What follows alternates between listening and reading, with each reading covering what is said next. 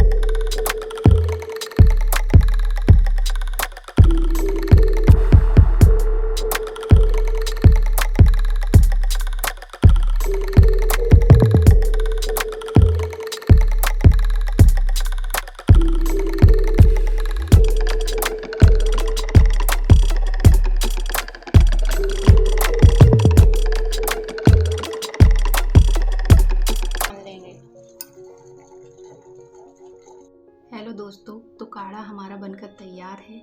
हमें ध्यान रखना है कि हमें ये बच्चों को रात में 2 दिन तक लगातार देना है। रात में देने से बच्चे को गर्माहट मिलेगी और उनको सर्दी जुकाम खांसी में भी राहत मिलेगी। कैसा लगा आपको ये वीडियो? कमेंट कर हमें ज़रूर बताइए। Thank you.